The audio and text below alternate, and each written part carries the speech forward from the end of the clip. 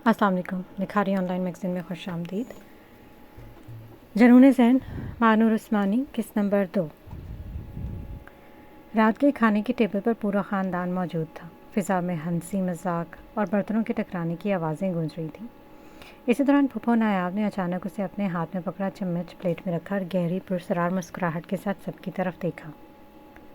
मेरे पास आप सबके लिए बहुत बड़ी खुशखबरी है, फूफो ने कहा तो टेबल पर एकदम खामोशी छा गई। सबके सब तजस्सुस से उनका मुंह तकने लगे।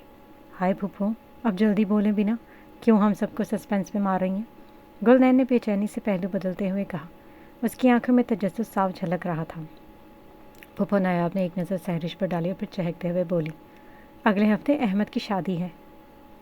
अहमद फूफो का बड़ा बेटा। उसका नाम सुनते ही जैसे पूरे डाइनिंग हॉल में धमाका हो गया। सबके चेहरों पर खुशी की लहर दौड़ गई। क्या अहमद भाई की शादी है? गुलनैन ने इतनी ज़ोर से चीख मारी कि ज़ैन के अलावा जो बड़े इत्मीनान से अपना लुकमा तोड़ रहा था, बाकी सब ने एक साथ अपने कानों पर हाथ रख लिए। ओई गुल, लड़की, थोड़ा आहिस्ता बोला करो, अभी मेरे कान का पर्दा फट जाना था। हमज़ा ने हंसते हुए अपने कान सहलाए। अरे अहमद की शादी, माशाल्लाह, ये तो बहुत वाकई खुशी की खबर है नायाब। सिद्रा बेगम ने खुशी से फुफ्फो का हाथ थाम लिया। पूरा डिनर इसी हंसी मजाक और शादी की तैयारियों की बातों में गुजरा।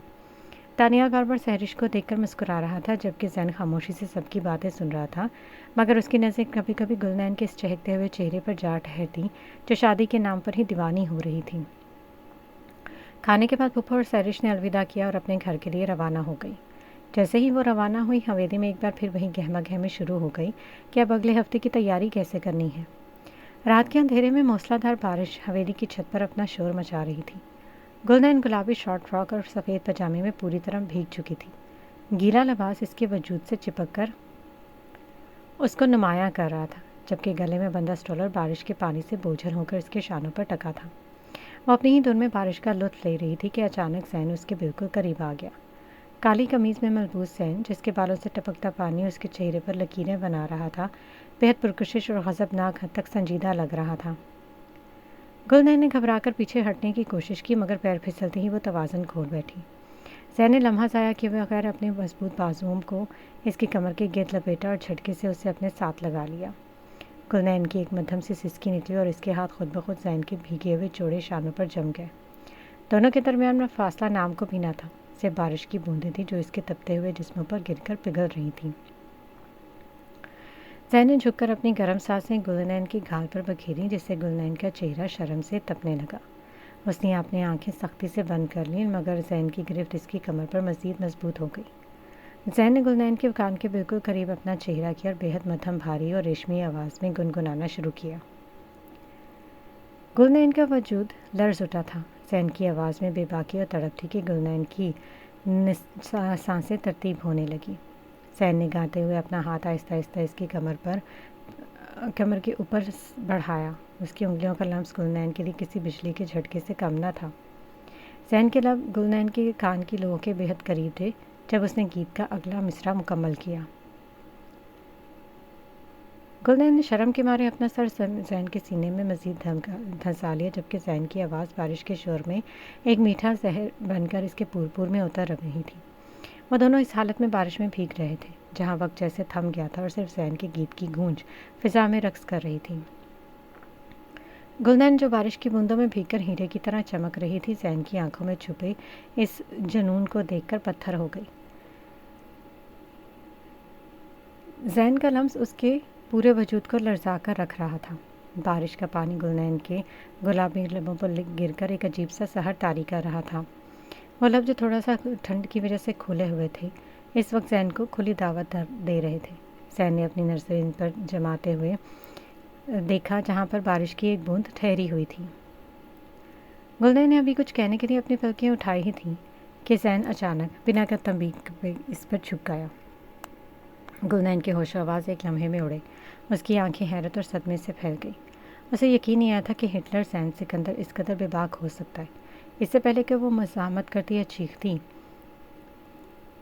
ये कोई नरम वाला लम्स नहीं था, बल्कि ज़ैन की बरसों की दबी हुई शिद्दत का धमाका था। उसने गुलनैन की सांसें हलक में अटका देखी। वो शर्म के मारे मिट्टी जा रही थी। इसका चेहरा कोयले की तरह दहक रहा था, जिसमें सनसनी की लहरें उसे मफलूज कर रही थीं। زین کا جنون اب قابو سے باہر تھا۔ اس نے اپنا ہاتھ اس کے بالوں میں سختی سے پیوست کیا اور اس کا سر پیچھے کو جھکا دیا۔ وہ تڑپ کر زین کے سینے کو دھکیلنا چاہتی تھی، لیکن زین کی گرفت اس کی کمر پر اتنی سخت تھی کہ 1 انچ بھی نہ ہل سکی۔ اس کی بے باکی ایسی تھی کہ گلنین کو لگا اب اس کی جان نکل جائے گی۔ بارش کا شور بھی اس کی تیز ہوتی سانسوں کو نہیں چھپا پا رہا تھا۔ زین نے جب سحر انگیز شدت کے بعد اپنے لب گلنین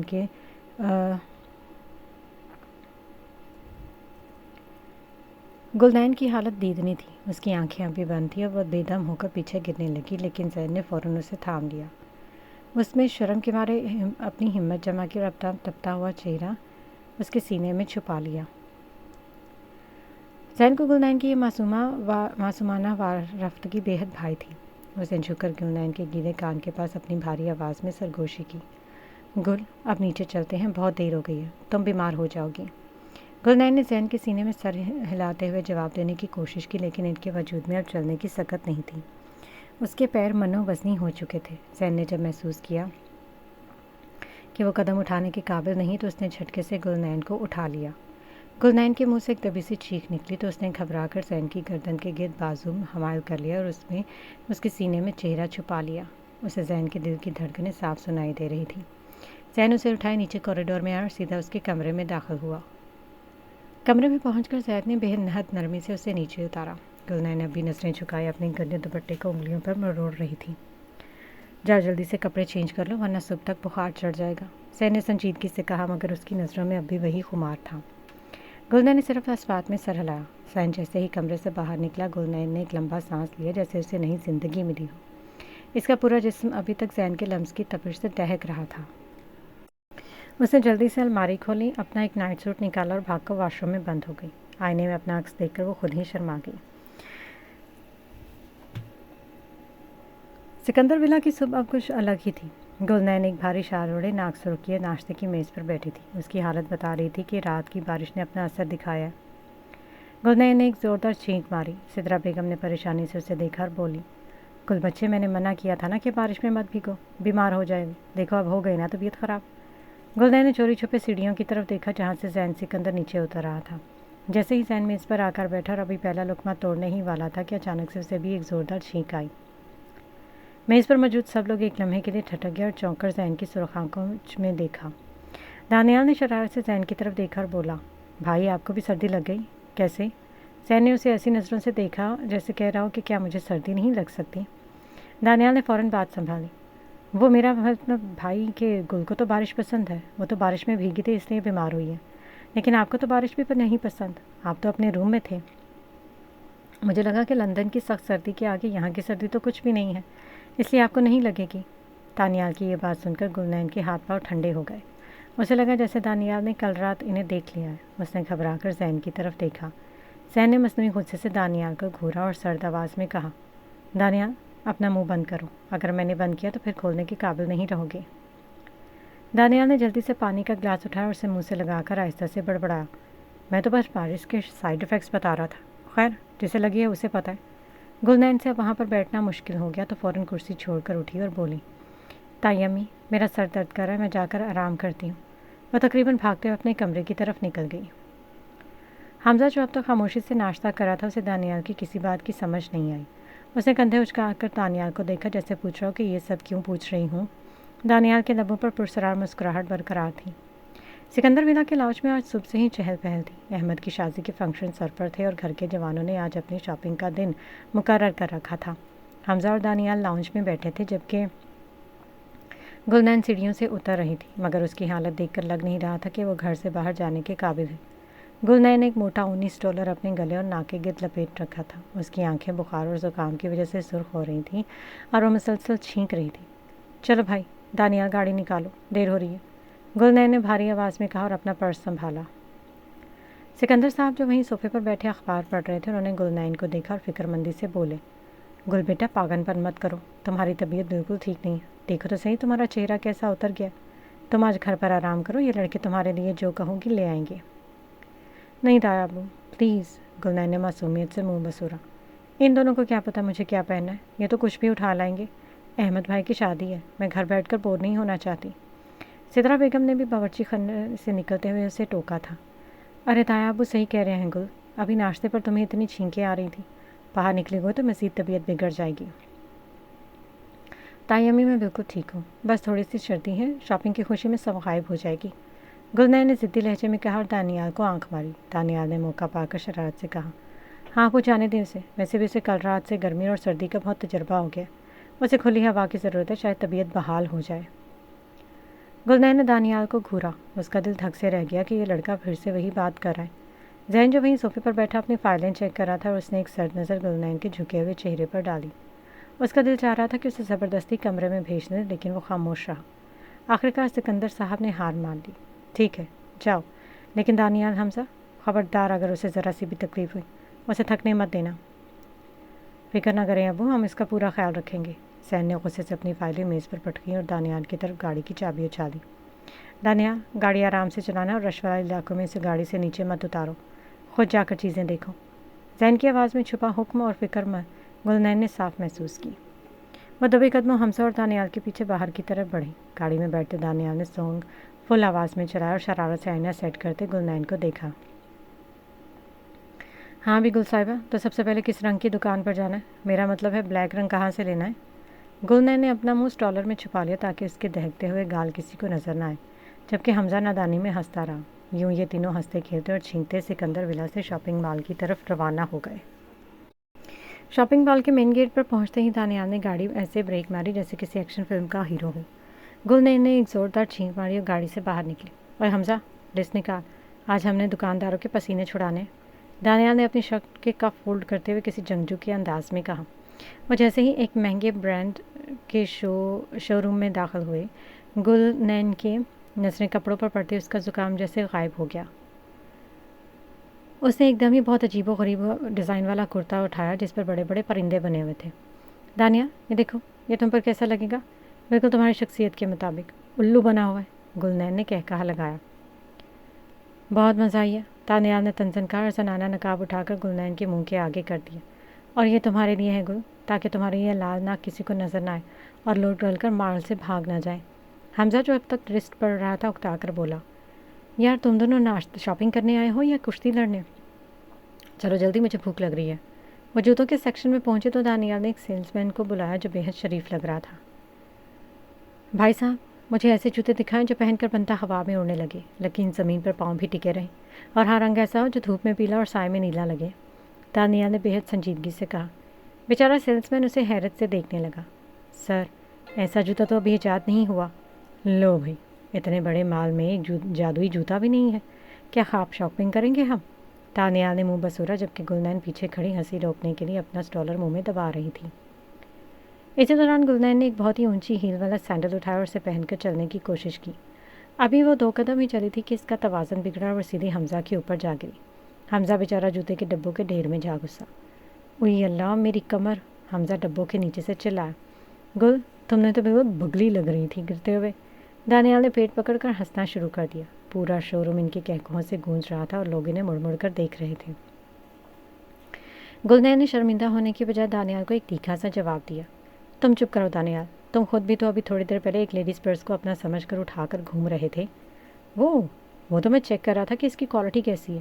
دانیال نے صفائی پیش کی لیکن اس کا سرخ چہرہ سب بتا رہا تھا۔ آخرکار انہوں نے شاپنگ شروع کی، مگر ہر دکان پر دانیال کی کوئی نہ کوئی عجیب فرمائش اور گلنین کی چھینکوں نے دکاندار کا جینا حرام کر دیا۔ دانیال نے ایک جگہ جا کر دکاندار سے پوچھا، بھائی کیا آپ کے پاس ایسی قمیض ہے جو پہن کر بندہ پتلا لگے؟ کیونکہ مجھے لگتا ہے میں نے کل رات کچن میں کچھ زیادہ ہی کھا لیا تھا۔ گلنین یہ سن کر ایک دم سے ٹھٹک گئی۔ اسے فوراً ذہن کے ساتھ کچن والا منظر یاد آیا اور اس کی ہنسی غائب ہو گئی۔ اس نے دانیال کو زور سے کوہنی ماری۔ کیا یار، میں تو بس اپنی صحت کی بات کر رہا تھا، دانیال نے معصومیت سے کہا، مگر اس کی آنکھوں میں وہی شرارت سے جو بتا رہی تھی کہ وہ جان بوجھ کر گلنین کو چھیڑ رہا تھا۔ حمزہ نے آخرکار دونوں کو گھسیٹ کر باہر نکالا۔ بس بہت ہو گیا، تم دونوں کی شاپنگ کرنا مطلب اپنی عزت نیلام کرنا ہے۔ چلو اب کچھ کھاتے ہیں ورنہ میں یہی مال کے فرش پر سو جاؤں گا۔ وہ تینوں ہنستے لڑتے ایک دوسرے کو ٹوک دیتے فوڈ کورٹ کی طرف بڑھے جہاں دانیال نے پہلے ہی کوئی نیا دھماکہ کرنے کا سوچ رکھا تھا۔ اوئے حمزہ، تو یہاں بیٹھ، مکھیوں سے باتیں کر، میں اور گل ذرا جا کر آرڈر دیتے ہیں۔ दानियाल ने शरारत से गुलनैन को आंख मारी। वो दोनों एक मशहूर बर्गर पॉइंट के काउंटर पर खड़े थे। काउंटर पर बेहद संजीदा नजर आने वाला लड़का खड़ा था जिसने टाई लगाई हुई थी। जी सर, आप क्या लेंगे? लड़के ने पेशावराना लहजे में कहा। दानियाल ने मेन्यू कार्ड को ऐसे घूरा जैसे वो एटमी फार्मूला हो। भाई साहब, मुझे एक ऐसा बर्गर चाहिए जिसके अंदर ना प्याज हो, टमाटर का नामो निशान ना हो, चिकन इतना नरम हो कि मुंह में जाते ही गायब हो जाए, और हाँ, बर्गर की बन थोड़ी मुस्कुराती हुई होनी चाहिए। लड़का हक्का बक्का रह गया। सर, मुस्कुराती हुई बन? हाँ भाई, मतलब थोड़ी ताज़ी हो, मुरझाई हुई ना हो। और सुनो, कोल्ड ड्रिंक में बर्फ़ इतनी डालना कि ग्लास के बाहर पसीना आ जाए, लेकिन पीने में वो गर्म हो, क्योंकि मेरी बहन को ज़ुकाम है। दानियाल ने बेहद संजीदगी से गुलनैन की तरफ इशारा किया। गुलनैन ने मौका गनीमत जाना और अपनी सुर्ख नाक साफ करते बोली, और भाई, मुझे फ्रेंच फ्राइज ऐसे चाहिए जो बिल्कुल सीधे हों, एक भी मुड़ा हुआ ना हो, वरना मुझे लगता है आलू को फालिज हो गया होगा। बेचारा काउंटर बॉय अब सर पकड़ कर खड़ा था। बाजी, आलू तो आलू होता है, वो सीधा हो या टेढ़ा। नहीं नहीं, हमें डिसिप्लिन वाले आलू चाहिए। दानियाल ने मेज़ पर हाथ मार कर कहा। जल्दी करो भाई, वरना मेरा छोटा भाई भूख से बेहोश होकर माल की इंतज़ामिया पर केस कर देगा। वो दोनों हंसते हुए वापस आए तो देखा हमजा मेज़ पर सर रख कर सो रहा था। दानियाल ने आहिस्ता से गुलनैन के कान में कहा, देखना आप। उसने पास पड़ी एक खाली बोतल उठाई और उसे मेज़ पर इतनी ज़ोर से पटका कि जैसे धमाका हुआ हो। ओए, डाकू आ गए। हमजा उछल कर खड़ा हुआ अपने दोनों हाथ हवा में लहरा दिए। मेरी घड़ी ले लो, मेरी छोड़ दो। पूरे फोर्ट कोर्ट के लोग मर्द कर इनकी मेज़ की तरफ देखने लगे। गुलनैन हंसते हंसते दोहरी हो गई और उसकी छींकों का एक नया दौर शुरू हो गया। हमजा डाकू नहीं, दानियाल डाकू है। तुम दोनों पागल हो, सचमुच पागल। हमजा ने दोबारा बैठते शर्मिंदगी से अपना चेहरा छुपाया। लोग हमें पागल समझ रहे हैं। समझते नहीं ना, पागल तो वो हिटलर है जो घर बैठा हमारी लोकेशन ट्रेस कर रहा होगा। दानियाल ने हंसते हुए कहा। अभी वो खाना शुरू ही करने वाले थे कि दानियाल ने चुपके से गुलनैन की कोल्ड ड्रिंक में लाल मिर्च का एक पूरा पैकेट डाल दिया जो उसने फ्रेंच फ्राइज के लिए बचा कर रखा था। गुलनैन ने जैसे ही एक बड़ा सा घून बढ़ा, हाय अल्लाह, आग लग गई। गुलनैन की आंखों से पटाखे छूटने लगे। उसने फ़ौरन पास पड़ा हमजा का शेक उठाकर उस की सांस में पी लिया। ओए, मेरा शेक, वो 100 रुपये का था। हमजा चिल्लाया। चुप करो हमजा, क्या मेरी ज़बान जलकर कबाब बन गई और तुम्हें 100 रुपये की पड़ी है? गुलनैन ने रूहानसी होकर दानियाल को मारने के लिए अपना बैग उठाया। दानियाल मेज़ के गिर्द भागने लगा। अरे गुल, वो तो मैं तुम्हारा ज़ुकाम ठीक कर रहा था, मिर्चों से नाक खुल जाती है। वो तीनों पूरे फोर्ट कोर्ट में एक दूसरे के पीछे भाग रहे थे। कभी दानियाल कुर्सी के नीचे छुपता तो कभी गुलनैन टिश्यू पेपर का गोला बनाकर उसे मारती। हमजा बेचारा सिर्फ दुआ कर रहा था कि काश ज़मीन फटे और वो इसमें समा जाए, क्योंकि इसे दूर से सिक्योरिटी गार्ड इनकी तरफ आता हुआ दिखाई दे रहा था। अभी गुलनैन मिर्चों से जलती दानियाल को बैग मारने के लिए सोफे पर चढ़ी थी कि एक भारी भरकम सिक्योरिटी गार्ड, जिसकी वर्दी उसके पेट पर तंग कर रही थी, उसकी मेज़ के पास आकर खड़ा हुआ। गार्ड का चेहरा बेहद सख्त था और उसके हाथ में एक डंडा था। ओए, ये क्या मछली मंडी बनाई हुई तुम लोगों ने? गार्ड ने करकदार आवाज़ में पूछा। यहाँ लोग सुकून से खाना खाते हैं या तुम लोगों की कुश्ती देखने? बंद करो ये सब, वरना भी बाहर निकाल दूंगा। गार्ड की आवाज़ सुनकर गुलनैन का बैग हवा में ही रुक गया। वो सोफे से नीचे उतरी और ज़ुकाम जैसे गायब हो गया। हमजा जो अब तक खामोशी से ये सब देख रहा था, उसे लगा अब तो पक्का बदनामी होगी। उसने जल्दी से अपना सर झुका और खाने के प्लेट पर ऐसे झुक गया जैसे वो इन दोनों को जानता ही ना हो। वो बेचारगी से अपने चावलों की चम्मच से हिला रहा था, जैसे पूरी दुनिया का गम उसकी प्लेट में सिमट आया हो। दानियाल ने एक सेकंड में अपना पैंतरा बदला। उसने बेहद मासूम रूहानसी शक्ल बनाकर गार्ड के पास गया। उसने गार्ड के कंधे पर हाथ रखने की कोशिश की, लेकिन गार्ड ने उसे घूर कर रोक दिया। अरे गार्ड भाईजान, आप गलत समझ रहे हैं, आपको पता नहीं है।